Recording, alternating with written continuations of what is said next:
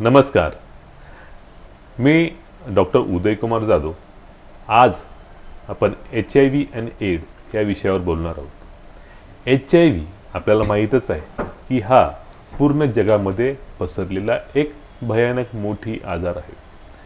हा आजार HIV व्हायरसमुळे होतो आणि त्यानंतर त्याचे रूपांतर एड्स या आजारसमूहामध्ये होते. HIV आणि एड्स याबद्दल जनसामान्यांमध्ये खूप प्रकारचे प्रश्न असतात आणि ते प्रश्न मातृभाषेमध्ये खूप कमी ठिकाणी सोडवण्यात येतात. त्यामुळे आज आपण HIV आणि एड्स याबद्दल खरे काय खोटे काय याबद्दल आपण संपूर्ण सोप्या शब्दांमध्ये माहिती घेऊया. मी doctor Uday Kumar Jadhav HIV AIDS तज्ज्ञ म्हणून मागील 15 वर्षामध्ये राष्ट्रीय पातळीवर काम करत आहे. मी औरंगाबाद या ठिकाणी ह्या सेवेमध्ये मराठवाडा व पूर्ण भारतामधील इतरही राज्याच्या पेशंटसाठी काम करत आहे. आपल्याला माहीत आहे HIV आणि एड्स स्पेशलिस्ट फार कमी लोक असतात आणि त्याच्यामुळे जी संपूर्ण इत्थंभूत आणि नवीनतम जी काही माहिती आहे त्या माहितीच्या आधारे आणि अनुभवाच्या वरच आपण HIV एड्सवर उपचार करत आहोत. ह्या उपचारामध्ये जवळजवळ 10,000 लोकांना मराठवाड्यामध्ये आणि इतरही बाहेर आपण लोकांपर्यंत पोहोचलो आहोत. माझा ॲड्रेस पत्ता औरंगाबादमध्ये जालना रोडवर अमरप्रीत हॉटेलच्या एकदम समोर आनंद प्लाझा बिल्डिंगमध्ये आहे. तर HIV आणि एड्स हे जे काही आजार आहेत याबद्दल जनसामान्यामध्ये खूप मोठी दरी निर्माण आहे. कारण आपण HIV आणि एड्स याबद्दल भीती बाळगतो आणि त्याची संपूर्ण माहिती न घेता ऐकीव गोष्टीवर अर्धवट माहितीमुळे आपलं जीवन किंवा इतरांचं जीवन हे बर्बाद करतो. आपल्याला माहीतच आहे की इथे जी काही माहिती आपण देत आहोत ती सर्व जनसामान्यासाठी आहेत आणि काळानुसार विज्ञान बदलू शकते. त्यामुळे सावधान. आपण जी पण माहिती इथे ऐकणार किंवा कुठेही ऐकणार ती माहिती वापरण्यापूर्वी त्या माहितीचा तज्ज्ञाकडून वैयक्तिक सल्ला घ्या आणि त्या आधारेच तुम्ही पुढच्या योग्य त्या ट्रीटमेंट किंवा समाधानाकडे वळा. सगळ्यात पहिले काही आपण प्रश्न आज घेणार आहोत ज्या प्रश्नातून सर्वसामान्यामध्ये HIV बद्दलची माहिती आपण माहिती करूया. HIV संक्रमित व्यक्ती नेहमी दुर्बल करणाऱ्या एकाधिक आजाराने जीवन जगतो का? आपल्याला माहीतच आहे HIV म्हणजे ह्यूमन इम्युनोडेफिशियन्सी व्हायरस, म्हणजे ज्या विषाणूतून शरीरातले इम्युन डेफिशियन्सी तयार होते किंवा रोगप्रतिकारशक्ती कमी होते त्याच्यामुळे वेगवेगळे प्रकारचे आजार संक्रमण करतात. ह्या व्यक्तीमधून नाकातून, तोंडातून, कानातून किंवा इतरही जागेतून शरीरामध्ये आजार येऊ शकतात. यामध्ये माणसाला त्वचारोग, त्याचप्रमाणे गुप्तांगाचे रोग, त्याबरोबर फुफ्साचे, पोटाचे, मेंदूचे, डोळ्याचे, इतरही अवयवाचे जसे हड्डी, अस्थी आहेत याच्यामध्ये सुद्धा आजार येऊ शकतात. दुसरं असं की हे आजार आल्यानंतर त्या आजाराची जी ओळख असते ती ओळखसुद्धा बदललेली असते. का बदललेली असते? कारण ज्या आजाराने म्हणजे HIV शरीरामध्ये आपल्या शरीरातली रोगप्रतिकारशक्ती कमी झाली असेल त्या रोगाबरोबर विरोध करण्यामध्ये किंवा लढाई करण्यामध्ये कमकुवतता येते आणि त्यामुळे एकापेक्षा जास्त आजारांनी माणूस हा दुर्बल होऊ शकतो किंवा संक्रमित होऊ शकतो. हे आजार ओळखण्यासाठी आपण जर ट्रीटमेंट घेत नसाल तर डॉक्टरचा सल्ला घेणे गरजेचे आहे आणि जर तुम्ही व्यवस्थित त्याच्यामध्ये माहिती घेतली तर पूर्णपणे ह्या आजारावर समाधान करता येते. HIV हा आजार दुर्धर आजारामध्ये आता मोडत आहे, जेणेकरून या आजाराचे आता मोठ्या प्रमाणामध्ये इलाज होत आहे. जसे डायबिटीज म्हणजे मधुमेह, ब्लड प्रेशर म्हणजे उच्च रक्तदाब, अशा प्रकारचे जे आजार आहेत त्याच यादीमध्ये आता सध्या HIVला टाकण्यात आलेलं आहे. दुसरा प्रश्न, एखाद्या व्यक्तीच्या एकापेक्षा जास्त व्यक्तींशी शारीरिक संबंध असल्यास त्याला HIV असणे आवश्यक आहे का? आता हा प्रश्न आम्हाला वारंवार वेगवेगळ्या ठिकाणी लोक विचारतात, जनसामान्यामध्ये हा प्रश्न असतो आणि ह्या प्रश्नाचं उत्तर असं आहे की एखाद्या व्यक्तीचे एकापेक्षा जास्त व्यक्तीवर संबंध आल्यास HIV व्हायलाच पाहिजे का? तर उत्तर आहे नाही. जर आपण सुरक्षित संबंध ठेवले असतील तर त्यावेळेस आपण HIVचं लागण होणार नाही. सुरक्षित संबंध म्हणजे कॉन्डमचा उपयोग करणे आणि एकापेक्षा जास्त संबंध ठेवणे ही गोष्ट चुकीचीच आहे आणि विवाह इतर संबंध ठेवल्यामुळे आजार लागू शकतात, परंतु आजार लागणारच असं नाही. आपल्याला माहीतच आहे HIVची भीती जनसामान्यामध्ये जास्त आहे, परंतु HIV लागण होण्याची जी काही प्रक्रिया आहे ती फार कमी आहे. 0.01% म्हणजे 10,000 मध्ये एका वेळेस HIV लागण होऊ शकते. याचा अर्थ असा नाही होत की कोणत्याही व्यक्तीने एकापेक्षा जास्त संबंध ठेवायला पाहिजे. एकापेक्षा जास्त संबंध ठेवणे हे खरोखर धोकादायकच आहे आणि HIVच नाही, HIV बरोबर हेपॅटायटिस B, हेपॅटायटिस C किंवा सिफिलिस, गनोरिया, क्लॅमेडिया इतरही गुप्तरोग होऊ शकतात. परंतु त्यामुळे आपण कोणत्याही जास्त प्रकारच्या लोकांवर संबंध ठेवू नये. ज्याबरोबर संबंध येतो तो आपल्या माहितीतला आणि विश्वासातलाच पाहिजे. धन्यवाद. तिसरा प्रश्न आहे, गुप्त रोगामुळे HIV होण्याचा धोका वाढतो का? बरोबर. हा जो HIVचा धोका आहे गुप्त रोगामध्ये 100% वाढतो. का वाढतो बरं? कारण का ज्या वेळेस एखादा गुप्त रोग जसं गनोरिया किंवा हेपॅटायटिस B किंवा सिफिलिस असे काही आजार समजा झाले तर त्यामुळे आपल्या गुप्तांगावर वेगवेगळ्या प्रकारचे इजा होते. ते इजा झाल्यामुळे आपल्या गुप्तांगावर जी एक कव्हरिंग किंवा प्रोटेक्टिव्ह लेअर असतो तो लेअर जो आहे तो त्यामधून तुटतो आणि त्यातून हे विषाणू यामध्ये येऊ शकतात. त्यामुळे जर आपल्या पार्टनरमध्ये आपल्या मित्रांमध्ये HIV दुसरा कोणताही गुप्त रोग असेल किंवा पती पत्नीमध्ये सेक्शुअल पार्टनरमध्ये गुप्त असेल तर त्या आजाराचा सर्वात पहिले आपल्याला इलाज करायला पाहिजे. खूप वेळेस गरमी होते असं आपण म्हणतो, परंतु ही गरमी नसून त्याच्यामध्ये दुसरे गुप्तरोग असू शकतात. खूप वेळेस हर्पीज, जेनायटल हर्पीज हा पण आजार आपल्याकडे जास्त प्रमाणात होतो आणि जेनायटल हर्पीजमुळे आजारातून हे दुसरे सिफिलिसचे आजार किंवा दुसरे STD वाढू शकतं त्याच्यामध्ये आणि HIV पण यामध्ये होऊ शकतो. ही जी पण तुम्हाला माहिती देत आहे ही माहिती जर तुम्हाला याच्यामध्ये काही प्रश्न असतील तर तुम्ही कॉमेंटमध्ये विचारू शकता किंवा नंतर मी तुम्हाला माझा नंबर देईल, त्या नंबरवर तुम्ही फोन करून विचारू शकता.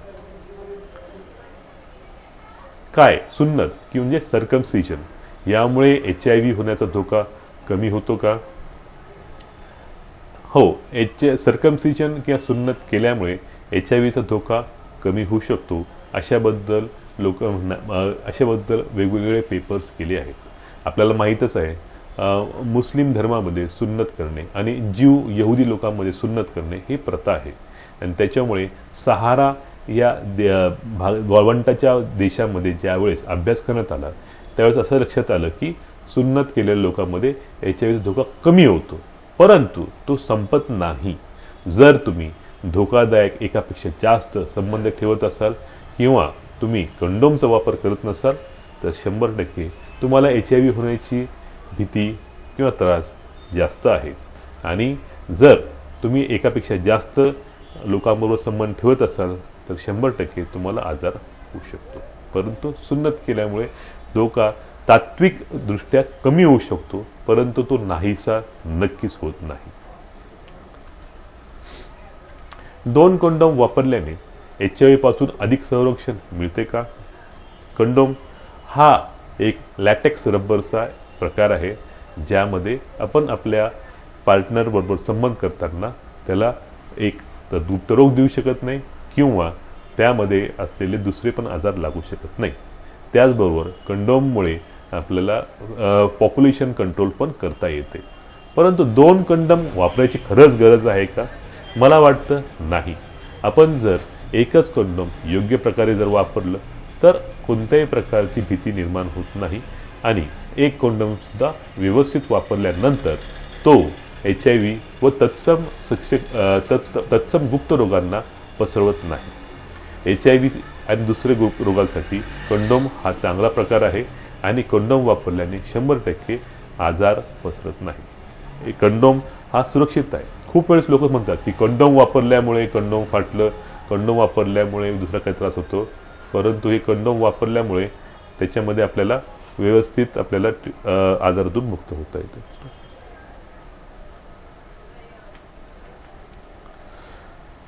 एक नवीन प्रश्न हा खूप वेळ विचारतात की चुंबन याने HIV पसरतो का? तर चुंबन यामुळे HIV पसरतो का? तर चुंबनमुळे HIV पसरत नाही. चुंबन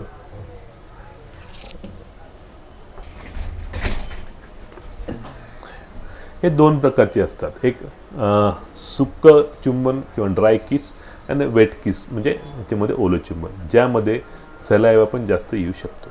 चुंबन जर अशा प्रकारे चित्रात दाखवल्याप्रमाणे आपण आपल्या लहान मुलांना किंवा स्नेहींना केलं, त्याच्यातून HIV जरी असेल तरी पसरत नाही. हां, परंतु जर हे चुंबन लाळेमध्ये असेल तर त्याच्यामध्ये जर लाळेमध्ये HIVचे कण असतील की ज्या लोक गुटखा, तंबाखू अशा प्रकारचे करतात, ज्यामध्ये एखाद्या वेळेस होऊ शकतं, पण अन्यथा चुंबनमुळे HIV पसरत नाही. टूथब्रश आणि दाढी ब्लेड वापरून HIV पसरता येतो का? 100%. आपल्याला माहीतच आहे, ज्यावेळेस आपण टूथब्रश वापरतो तर दाताबरोबर हिरड्यांवर सुद्धा हा ब्रश घासतो, आणि ज्या लोकांना गुटखा किंवा पान की ज्याच्या लोकांच्या हिरड्यातून रक्त वगैरे निघते, अशा वेळेस या लोकांतून आपल्याला HIVचा प्रसार होऊ शकतो. कारण का, हिरड्यातून निघालेल्या रक्तातून आणि ज्या वेळेस एखाद्या ब्रशला लागलं आणि एकाच ठिकाणी आपण इतर ब्रश पण ठेवत असू तर चुकून एखाद्या वेळेस हा ब्रशमधून आजार दुसऱ्या ब्रशमध्ये जाण्याची शक्यता असते. त्याचप्रमाणे दाढीचं ब्लेड वापरताना जर दाढीला कट लागला, त्यात रक्त लागू शकतं आणि ते रक्त जर आपण दुसऱ्या माणसाने जर वापरलं त्यातून सुद्धा HIVचा प्रसार होऊ शकतो. त्यामुळे काय करायचं, समजा एखादा व्यक्ती हा HIV ग्रस्त असेल तर त्या व्यक्तीचा ब्रश, त्याचं दाढीचं सामान हे वेगळ्या बॉक्समध्ये ठेवावं. हा आजार HIV हा आजार एकत्र राहिल्यामुळे, एकत्र खाल्ल्या पिल्यामुळे, एक संडास बाथरूम वापरल्यामुळे पसरत नाही. हा सामान्य स्पर्शामुळे किंवा जवळ घेतल्यामुळे, एका ताटात जेवल्यामुळे किंवा एका माठातून पाणी पिल्यामुळे, एका ग्लासनी पाणी पिल्यामुळे पसरत नाही. हा आजार फक्त शारीरिक संबंध किंवा रक्त ह्या दोनच गोष्टीमुळे पसरू शकतो. म्हणून काळजी घ्या, आणि काळजी घेतल्याने आपण आपलं ज्ञान वाढवून ह्या आजारावर व्यवस्थित आपण त्याच्यामध्ये उपचार आणि इलाज करू शकतो. हां, डास चावल्याने HIV होऊ शकतो का? डास हा जो कीटक आहे हा आपल्या आजूबाजूला आणि पूर्ण भारतवर्षामध्ये पसरलेला आहे. डास ज्या वेळेस रक्त घेतो त्यावेळेस ते रक्त त्याच्या पोटामध्ये जातं आणि त्याच्यामुळे हा जो कीटकामध्ये जास्त रक्त कोणताही प्रकारचं रक्तस्राव होत नाही. रक्तस्राव झाला नसल्यामुळे हा आजार एका डासातून दुसऱ्या डासामध्ये पसरत नाही किंवा एका डासातून एका माणसाकडून दुसऱ्या माणसाकडे पसरत नाही. जर आपण असा विचार केला की डास चावल्याने HIV झाला असता तर आज भारतवर्षामध्ये कित्येक प्रमाणामध्ये HIVचा प्रसार झाला असता. कारण आपल्याकडे डास आणि डासाने होणारे आजार खूप जास्त प्रमाणात आहे, परंतु HIVचं प्रमाण अतिशय कमी आहे. आपल्यामध्ये एका लाखामध्ये 1 किंवा 2 पेशंट सापडतात आणि हे प्रमाण अतिशय कमी आहे. त्यामुळे डास चावल्यामुळे HIV होऊ शकत नाही. एकत्र झोपल्यामुळे, एका घरात राहिल्यामुळे किंवा एका वस्तीमध्ये राहिल्यामुळे हा आजार पसरत नाही. HIVचे लक्षणे किती काळ उघडकीस आल्यानंतर उद्भवतात आणि काय होते ते दिसून येतात. HIVचे लक्षणे एखाद्या व्यक्तीला समजा आजार झाल्यानंतर त्याला वेगवेगळे प्रकारचे आजार होऊ शकतात. काही वेळेस याच्यामध्ये आपल्याला सर्दी, खोकला त्यानंतर काही त्वचा रोग, कधी याच्यामध्ये खोकल्याचे आजार, घशातले आजार किंवा टॉन्सिलायटिस किंवा इतर प्रकारचे कानाघराचे आजार पण होऊ शकतात. काही लोकांना गाठी पण येतात. ह्या गाठी आल्यानंतर घाबरायचं कारण नाही. गाठी येण्याचे हे कारण जे आहेत ते इतर आजारामध्ये पण येऊ शकतात आणि त्यामुळे HIV आहे किंवा नाही हे आपल्याला कळण्यासाठी वेळ लागतो. HIV आहे किंवा नाही हे लक्षात येण्यासाठी आपल्याला कमीत कमी त्याला 7 ते 11 वर्षे लागतात. म्हणजेच काय, HIV आजार असताना बहुतेक लक्षणे येत नाही, पण HIVचे रूपांतर ज्यावेळेस एड्स यामध्ये होते त्यानंतर त्याचे लक्षणं आपल्या शरीरामध्ये दिसू शकतात. हे लक्षणं त्या वेगवेगळ्या आजाराची असतात. एड्स म्हणजे काय, आजारांचा समूह. या समूहामध्ये ट्युबरक्लोसिस म्हणजे क्षयरोग यापासून निमोनिया प्लस कॅन्सर, त्वचारोग, डोळ्यांचे वेगवेगळे आजार, पॅरासिटिक इन्फेक्शन एवढे सर्व मोडतात. आणि हे इन्फेक्शनचे आपल्या शरीरामध्ये जे प्रादुर्भाव होतात त्यातून आपल्याला आजार आहे की नाही हे लक्षात येते. त्याच्यामुळे आपण HIVचे लक्षणं आपल्याला एकदम लगेच कळतात असं नाही. 7 ते 11 वर्षानंतर एड्स झाल्यानंतर आपल्याला हे लक्षणं शरीरामध्ये दिसू शकतं. मग काय करायचं, जर तुम्हाला भीती वाटते हां मला HIV आहे का, त्यावेळेस मी तुम्हाला पुढच्या प्रश्नामध्ये सांगतो. एक्सपोजर नंतर इंटरनेटवर HIV बद्दल वाचणे हानिकारक आहे का? मित्रांनो, HIV एक हा असा आजार आहे जो 100% युनिव्हर्सल म्हणजे पूर्ण जगात पसरलेला आहे. आणि इंटरनेट म्हणजे काय की इंटरनेट म्हणजे सगळ्या समूह माहितीचा एक समूह आहे, ज्यातून जी आपण कीवर्ड टाकला, जे आपण शब्द टाकले त्या शब्दाबद्दल ती माहिती देतात. म्हणजे ही माहिती 100% खरी असते का? बरोबर, ही माहिती नक्कीच 100% खरी नसते. ती एका वेगवेगळ्या स्टेजवर त्याच्याबद्दल ती माहिती उपयोगी असते, पण ती माहितीच आपला निदान आहे की नाही तीच आपला इलाज आहे हे असं होऊ शकत नाही. एखादा एक्सपोजर म्हणजे शारीरिक संबंध किंवा रक्तसुई लागली आपल्याला असं काही झालं असेल तर त्या एक्सपोजर नंतर आपल्या शरीरामध्ये वेगवेगळ्या प्रकारचे बदल होऊ शकतात.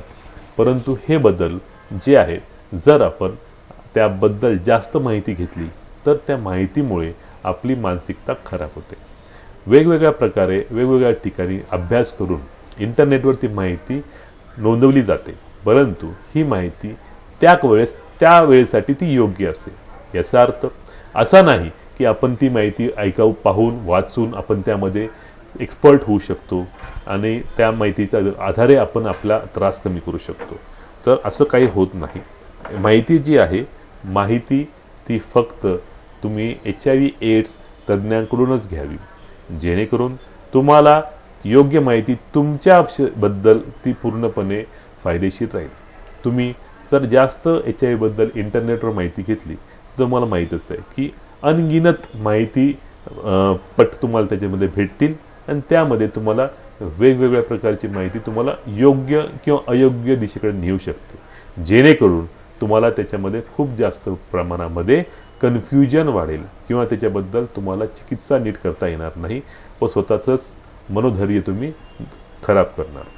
त्यामुळे जर तुम्हाला काही याच्याबद्दल माहिती पाहिजे असेल, जर शंका असेल तर तुम्ही जाऊन तज्ज्ञ डॉक्टरांची मदत घ्या. HIV तज्ज्ञ डॉक्टरांबरोबर बोला आणि त्यांकडून माहिती घ्या. परंतु इंटरनेटवर वेळ घालून स्वतःची मानसिक अवस्था खराब करू नका. पुढचा प्रश्न, HIV आजाराच्या भीतीमुळे HIVची लक्षणे कोणती दिसू शकतात? HIVच्या आजाराच्या भीतीमुळे खरं पाहिलं तर कोणतेही सिम्पटम्स लगेच तुम्हाला दिसत नाही, परंतु अर्ली HIV किंवा ॲक्यूट HIV हा जो प्रकार असतो त्यामध्ये तुम्हाला सुरुवातीला मसल एक म्हणजे बॉडी शरीरामध्ये वेदना होणे, थंडी वाजणे, तोंडामध्ये तुम्हाला एक प्रकारचे अल्सर्स येणे, जखमा होणे, ताप येणे, कधी कधी काय लोकांना सोर थ्रोट म्हणजे घसा दुखणे, घशामध्ये त्रास येणे, थकवा येणे, खूप लोकांना गाठी वाढणे, त्वचेवर अंगावर खाज येणे आणि रात्री झोपेमध्ये घाम येणे, अशा प्रकारचे तुम्हाला त्रास होऊ शकतात. जर तुम्हाला वाटलं की अशा प्रकारचे त्रास आहे तर तुम्ही डॉक्टरचा सल्ला घेऊन त्यामध्ये योग्य तपासण्या कराव्या. योग्य तपासण्या केल्यानंतर तुम्हाला त्याबद्दलची योग्य ती चिकित्सा करून सुविधा देण्यात येतील, ज्यातून तुम्ही तुमच्या आजारावर मात करू शकता. HIV हा जो आजार 1981 साली माहिती पडला अमेरिकेमध्ये, आणि त्यानंतर तो जगभर पसरलेला आहे हे पण आपण शोधलं. आपल्याच भारतामध्ये 1985 साली या आजाराबद्दल माहिती पडलं. डॉक्टर सुनील सोलोमन यांनी यावर खूप मोठ्या प्रमाणामध्ये शोध घेतले आणि असं दाखवलं की फक्त चेन्नईमध्येच नाही तर पूर्ण भारतभरामध्ये प्रत्येक जिल्ह्यामध्ये, प्रत्येक तालुक्यामध्ये, किंबहुना प्रत्येक खेड्यामध्ये याचे रुग्ण उपलब्ध आहेत. त्यामुळे तुम्हाला जर HIV चा आजार आहे असं जर तुम्हाला वाटलं किंवा आहे असं समजलं तर त्याबद्दल घाबरून जाण्याची काही एक कारण नाही. कारण हा आजार पूर्ण जगभरात पसरलेला आहे. त्यात तुमचीच चूक झाली किंवा तुमचीच त्याच्यामध्ये अडचण झाली असं म्हणू नका, किंवा जीवन संपेल, जीवन संपलं असंही याच्यामध्ये विचार करण्याची गरज नाही. हा जो आजार आहे हा आजार योग्य इलाजने, योग्य प्रकारच्या औषध उपचाराने तुमचा तो बरा होऊ शकतो. संपणार नाही, बरा होऊ शकतो आणि तुमचं पूर्ण जीवन, संपूर्ण जीवन तुम्ही जगू शकता. म्हणजे काय, तुमच्या आयुष्यातला एक पण दिवस कमी होणार नाही. जर तुमच्या खानदानामध्ये 100 वर्ष जरी आयुष्य असेल तर तुम्हाला ते 100 वर्ष, हो 100 वर्ष सुद्धा लोक जगत आहेत. आज असे भरपूर लोक आहेत ज्यांनी वयाची 90 सुद्धा HIV बरोबर गाठलेली आहे. लोकांनी HIV बद्दल जीवन जगणं समजून घेतलं आहे. आणि जर तुम्ही ह्या गोष्टी व्यवस्थित समजून घेतल्या तर तुम्ही HIV वर मात करू शकता, HIV सह व्यवस्थित जीवन जगू शकता आणि पूर्णपणे तुमच्या आयुष्याचं अर्थ पूर्ण करू शकता. HIV phobia. HIV चे फोबिया म्हणजे काय? बघा, फोबिया म्हणजे एखाद्या विषयाबद्दल अत्यंत जास्त भीती बाळगणे. HIV फोबिया हा खूप लोकांना होतो ज्या लोकांनी त्याबद्दल पूर्ण माहिती घेतली नाही. अर्धवट माहितीच्या आधारे किंवा मनामध्ये एखादी प्रकारची भीती निर्माण करून प्रत्येक माणूस यामध्ये त्रस्त होऊ शकतो. HIV फोबिया हा जो आजार आहे हा जर तुम्ही चूक केली असेल किंवा नसेलही त्याच्यामध्ये सुद्धा हा तयार होतो. यामुळे माणसांची मानसिकता खराब होते, स्वतःबद्दलचा कॉन्फिडन्स निघून जातो आणि त्यामध्ये आपल्याला उदासीनता छाते.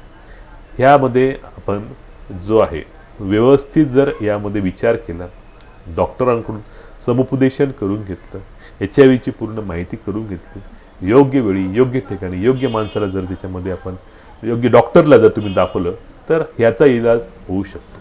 आम्ही HIV फोबियाचे खूप रुग्ण पाहिलेत, बरे केलेत आणि मला आनंद वाटतो की ते सर्व रुग्ण आज त्यांच्या जीवनामध्ये पूर्ववत व्यवस्थित जीवन जगत आहे.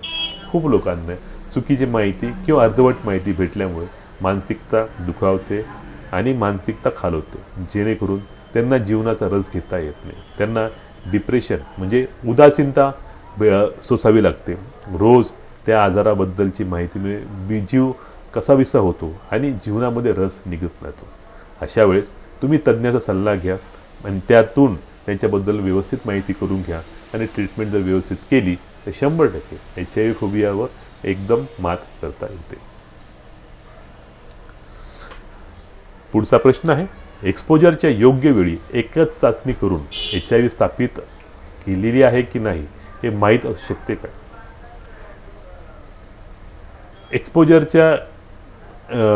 एक्सपोजर झाल्यानंतर आपल्याला HIV आहे किंवा नाही हे माहिती करण्यासाठी वेगवेगळ्या तपासण्या आहेत.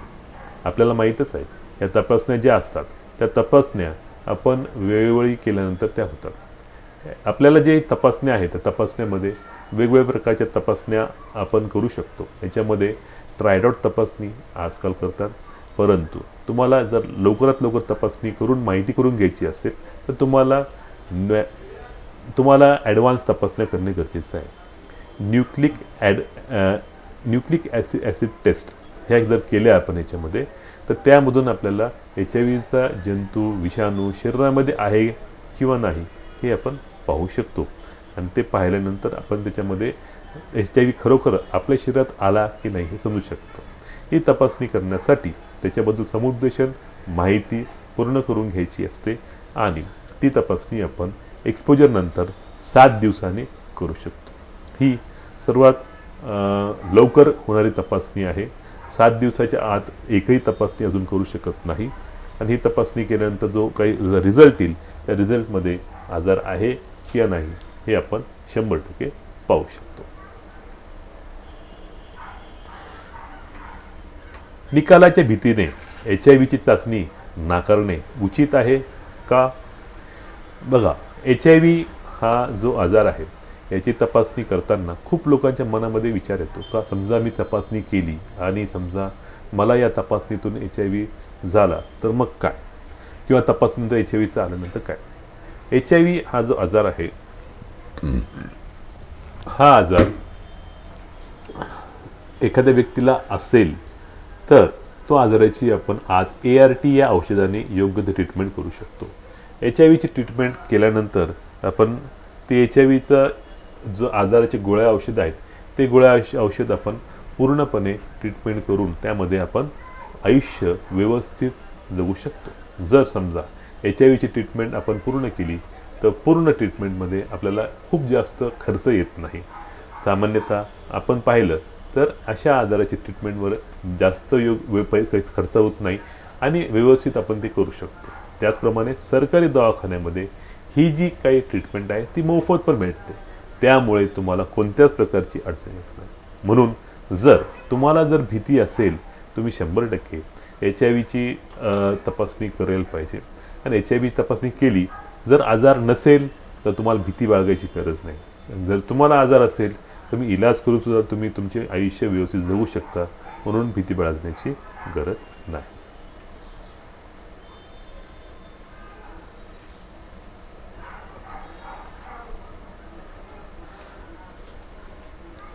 काय Elisa HIV duo HIV combo चाचणी परिणाम कालांतराने वाढतात परंतु एकापेक्षा कमी राहतात, त्यामुळे HIV असल्यास धोका आहे का? HIV हा जो तपासणी आपण करतो त्या तपासणीमध्ये HIV ड्युओ किंवा HIV कॉम्बो यामध्ये जे पण काही दाखवतात त्याच्यामध्ये अँटीजन अँटीबॉडी रिएक्शन दाखवतात. जर ही अँटीजन अँटीबॉडी रिएक्शन एकापेक्षा जास्त आहे तर त्याच्यामध्ये तो आजार पॉझिटिव्ह आहे असं सांगता येतो. परंतु ही जी काही रिॲक्शन असते ही फक्त एक टेक्निकल रिॲक्शन असते, त्याच्यामुळे या आजारामध्ये ही रिॲक्शनचा आजार नसेल तर तो धोकाच नसतो. याच्यामध्ये तुम्ही एकदा आणि दोनदा आणि 10दा जरी केला तर हे जे रेशो प्रमाण आहे ते वाढत नाही. ते फक्त केमिकल स्ट्रक्चर केमिकल रिॲक्शनचा परिणाम आहे, तो आजार आहे हे दर्शवत नाही. जर आजार असेल तर लगेच तो एकच्या पलीकडे तुम्हाला दाखवेल किंवा ते पॉझिटिव्ह रिॲक्टिव्ह याप्रमाणे दाखवेल. पॉझिटिव्ह रिॲक्टिव्ह यामध्ये दाखवतो म्हणजे आपण त्याला पॉझिटिव्ह समजतो याच्यामध्ये. परंतु जर रिॲक्टिव्ह नसेल तर या प्रकारे हा रिपोर्ट तुम्हाला येणार नाही. खूप वेळेस असंही होतं की पती पॉझिटिव्ह आहे आणि पत्नी निगेटिव्ह आहे. त्यावेळेस पत्नीला असं वाटतं की समजा आपला शारीरिक संबंध आला तर त्याच्यामधून आपला हा आजार झालेला असेल. परंतु असं खूप वेळेस होतं की एका व्यक्तीला आजार असतो आणि तो आजार दुसऱ्या म्हणजे पार्टनरला पसरत नाही. याला आम्ही डिस्कॉर्डंट कपल असं म्हणतो. हे का होतं? कारण का याच्यामध्ये पुढच्या पार्टनरच्या शरीरामध्ये आजार न होण्याची ताकद जास्त प्रमाणात असते. असे भरपूर जोड्या आहेत जगामध्ये ज्यामध्ये आजार एकाला आहे तर दुसऱ्याला तो होत नाही आणि त्याच्यातून हे आजार होणार नसल्यामुळे आपली भीती कायम राहते. परंतु मला सांगू द्या, अशी भीती बाळगणे योग्य नाही. जर एखाद्याला आजार असेल तो रिपोर्टमध्ये दिसणार, जर नसेल तर परत तपासणी करायची गरज नाही, जर तुम्ही कोणतंही धोकादायक काम केलं नसेल तर. काय एक्सपोजर नंतर वेस्टर्न ब्लॉट तपासणी करणे आवश्यक आहे का? एक्सपोजर संबंध आल्यानंतर आपण वेस्टर्न ब्लॉट काही तपासण्या करणे गरजेचे आहे.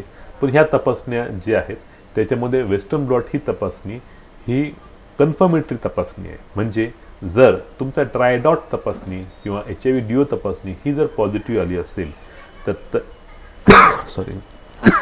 तर त्यामधून आपण त्या गोष्टीला पाहू शकतो. आपल्याला माहीतच आहे HIV मध्ये 2 प्रकार असतात, HIV-1, HIV-2. HIV-1 आणि HIV-2 यामध्ये ते काही प्रोटीन्स आहेत त्यामध्ये थोडेसे फरक असतात आणि त्या फरक असल्यामुळे आपल्याला त्याच्याबद्दल ट्रीटमेंट वेगळी करावी लागते. त्यासाठी आपल्याला ट्रीटमेंटसाठी आपल्याला HIV-1 आहे किंवा 2 आहे हे माहिती करणे गरजेचे असते. जर समजा HIV एक्सपोज झाला असेल त्यावेळेस वेस्टर्न ब्लॉट तपासणीने काहीही फायदा होत नाही किंवा ती पॉझिटिव्ह पण येत नाही. कारण का एक्सपोजर नंतर लगेच HIV होतो असं नाही, त्याची प्रोसेस आहे, त्याच्यामध्ये वेळ लागतो. पण जर समजा एक्सपोजर झालं तर आपण PEP म्हणजे पोस्ट एक्सपोजर प्रोफायलिसिस अशा गोळ्या घेतल्या तर HIVचं प्रमाण जे आहे ते भरपूर कमी होतं किंवा ते होत देखील नाही. HIV होऊ शकत नाही, अशा पण गोष्टी होऊ शकतात. त्यासाठी तुम्ही योग्य तो सल्ला डॉक्टरांकडून घेऊन त्यामधून हा आजाराबद्दल माहिती घेणे आवश्यक आहे. वेस्टर्न ब्लॉट तपासणी महाग आहे आणि करणे अनावश्यक आहे. काय CD4 चाचणी HIV वर नियंत्रण झाला आहे की नाही हे माहिती देते का? CD4 म्हणजेच आपली रोगप्रतिकारशक्ती. आपल्या शरीरामध्ये HIV मुळे CD4, CD8, CD3 या 3 प्रकारच्या पेशीवर परिणाम होतो. परंतु CD4 तपासणी ही एक तपासणी आपल्याला रोगप्रतिकारशक्ती बद्दलची जवळजवळ माहिती देते. त्यामुळे CD4 तपासणी केल्यामुळे आपल्या शरीरामध्ये HIV मुळे किती संख्येने आपले पेशी दुर्लक्षित झाले आहेत ते आपल्याला कळतात आणि ते जर व्यवस्थित आपण ट्रीटमेंट केली त्याच्यामध्ये आपल्याला फायदा होतो. CD4 तपासणी एकदाच करायला पाहिजे का? नाही, CD4 तपासणी ही दर 3 महिन्याला केली पाहिजे. या दर 3 महिन्याला केल्यामुळे CD4 तपासणीमुळे किती CD4 वाढलेला आहे हे कळतं. पण CD4 तपासणीच HIVचं नियंत्रण झालं आहे कळतं का? 100% नाही. CD4 तपासणी ही इनडायरेक्ट तपासणी आहे. आपल्याला ज्या औषध घेतोय आपण ते व्हायरस म्हणजेच व्हायरसवर काम करणारे अँटीव्हायरस औषध आहेत आणि त्या औषधांचा परिणाम व्हायरस लोडवर होतो आणि व्हायरस लोड तपासणी ही खरोखर HIV नियंत्रणावरची एक खरी समज आहे. परंतु पैसे किंवा आर्थिकदृष्ट्या काय असल्यामुळे आपण CD4 तपासणी करतो. पण CD4 तपासणीचा सरळ HIV परिणामावर जास्त माहिती भेटत नाही. पुढचा प्रश्न आहे, काय क्वांटिटेटिव्ह व्हायरल लोड यातून हे माहीत आहे की HIV वर नियंत्रण झाले आहे की नाही? एकदम बरोबर. हा जो क्वांटिटेटिव्ह व्हायरल लोड आहे हा व्हायरल लोड आपल्याला सांगतो की HIVचे जंतू मरत आहे की नाही. ज्या वेळेस आपण HIVच्या गोळ्या घेत आहोत, ART ट्रीटमेंट घेत आहोत, त्यावेळेस व्हायरसचं प्रमाण कमी होतं आणि व्हायरसचं प्रमाण कमी होऊन ते कंट्रोलमध्ये येतं. पुढे असंही होऊ शकतं की HIVच्या गोळ्या घेतल्यामुळे व्हायरसचं प्रमाण वाढू शकतं. का वाढू शकतं? जर अँटीव्हायरस ट्रीटमेंट ART टॅबलेट जर काम करत नाही आहे, जर व्हायरसनी आपलं रूप बदललं असेल, जर पेशंट औषधं वेळेवर घेत नसेल किंवा औषधच घेतच नाही, अशाही गोष्टीमुळे व्हायरसचं प्रमाण वाढू शकतं. हा ज्या गोळ्या आपण ARTच्या घेतो ह्या गोळ्याचं जे प्रमाण घ्यायची जी पद्धत आहे ती योग्य पाहिजे. योग्य म्हणजे ह्या गोळ्याचं जे काही प्रमाण आहे हे फक्त 24 तासाकरिता असतं. जर तुम्ही दिवसातून एकच गोळी घेत असाल तुम्ही 24 तासाला बरोबर त्याच वेळेस पुढच्या दिवशी ती गोळी घेतली पाहिजे. म्हणजे उदाहरणार्थ जर तुम्ही 8:30 वाजताची गोळी घेत असाल दुसऱ्या दिवशी पण 8:30 वाजताच ती गोळी घेतली पाहिजे. तुम्ही मला हां आम्ही घेतो ना 8:30ला आजूबाजूला घेतो, याच्यामध्ये 10-15 मिनटं मागे किंवा 5-10 मिनटं मागे पुढे. मग ह्या 5-10 मिनिटांनी काही फरक पडेल का? हो, HIVच्या इलाजामध्ये ह्याचा फरक पडतो. जर तुम्ही HIVच्या गोळ्या व्यवस्थित जर घेतल्या नाही 5-10 मिनिटांमध्ये याचे गॅप तयार होतो. या गॅपमध्ये HIV एक वेगळ्या प्रकारच्या म्हणजे एक रेझिस्टन्स तयार करतो. रेझिस्टन्स तयार केल्यामुळे जरी आपण औषध गोळ्या घेत असेल तर रेझिस्टन्स प्रजाती जी तयार होते ती ह्या औषधाच्या मारायला जुमानत नाही आणि तुमच्या औषधानंतर बाद होतं. त्यामुळे ज्या वेळेस तुम्हाला औषध घ्यायची असेल ते औषधं तुम्ही अलार्म त्या मोबाईलमधलं तुम्ही रिमाइंडर लावून घेतली पाहिजे. रिमाइंडर कशी लावायची? रिमाइंडर 2 प्रकारची लावायची. एक लावायची रेडी, म्हणजे जर तुम्ही 8:30ला गोळी घेत असाल तर तुम्ही 8:15 किंवा 8:20 पर्यंत तुम्ही रिमाइंडर लावा. ज्यामुळे तुम्ही औषधं, गोळी, पाणी हे रेडी करून ठेवा. ज्या वेळेस तुमचा रिमाइंडर 8:30चा वाजेल त्यावेळेस तुम्ही लगेच गोळी उघडलेली असेल, गोळी घ्यायची, पाणी घ्यायचं, तुमच्या वेळेस तो गोळी घेतली की तुमचा 100% तुमच्या गोळ्या त्याच्यामध्ये लागू पडतील आणि तुम्हाला त्याच्यामध्ये फायदा होईल. तर व्हायरल लोड ही जी तपासणी आहे ही महाग आहे, परंतु ती जर केली, रेग्युलरली केली, आपण जर समजा वर्षातून 4 वेळेस करणे आवश्यक आहे किंवा तुम्ही त्याच्यामध्ये जेवढ्या वेळेस ती औषध कराल तुम्हाला कळेल की तुमच्या जंतूचं प्रमाण खरोखर तुमच्या ट्रीटमेंटनी कंट्रोलमध्ये आहे किंवा नाही. जर ते कंट्रोलमध्ये नसेल तर तुम्हाला गोळ्या बदलायला पाहिजे किंवा त्याच्यामधली माहिती घेऊन घ्यायला पाहिजे, गोळ्या व्यवस्थित घेतल्या पाहिजे, जेणेकरून जंतूचं प्रमाण कमी झाल्यामुळे तुमचा CD4चं प्रमाण कमी होणार नाही, शरीरामध्ये वेगळे आजार येणार नाही आणि तब्येत तुमची चांगली राहणार.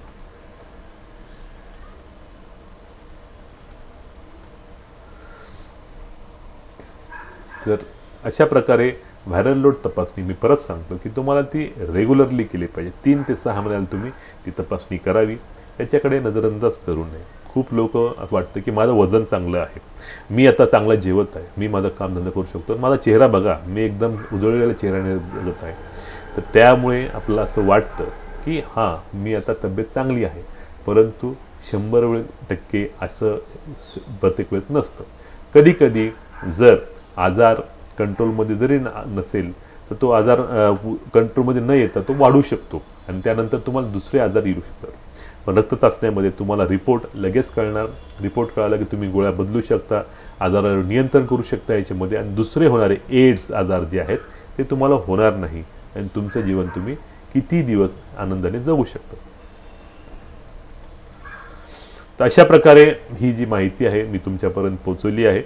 मी डॉक्टर उदय कुमार जाधव आहे आणि माझा HIV वरचा अभ्यास जो आहे तो मराठवाड्यातल्या लोकांसाठी आहे, मराठी लोकांसाठी आहे, जेणेकरून मी HIV बद्दल तुम्हाला संपूर्ण माहिती देऊन तुमचे योग्य ते इलाज करू शकतो. मी काही वर्ष मुंबईमध्ये काम केलेलं आहे. मुंबईतून मी जे टॉपचे HIV तज्ज्ञ आहेत त्याबरोबर काम केले. राष्ट्रीय पातळीवर आणि आंतरराष्ट्रीय पातळीवर मी HIV बद्दलचे ट्रीटमेंट केलेले आहेत. हे जे पण काही ट्रीटमेंट आपण करतो, ह्या ट्रीटमेंट जे आहेत त्या ट्रीटमेंटसाठी आपल्याला योग्य प्रकारे त्याची माहिती घेणे, ट्रीटमेंट करणे आणि त्यामधून आपल्याला एक चांगल्या प्रकारचं आयुष्य जगणे हे महत्त्वाचं आहे. ते केल्याने आपण 100% ह्या आजारावर मात करू शकतो आणि योग्य त्या वेळी योग्य त्या प्रमाणामध्ये जीवनाचा आनंद घेऊ शकतो. धन्यवाद.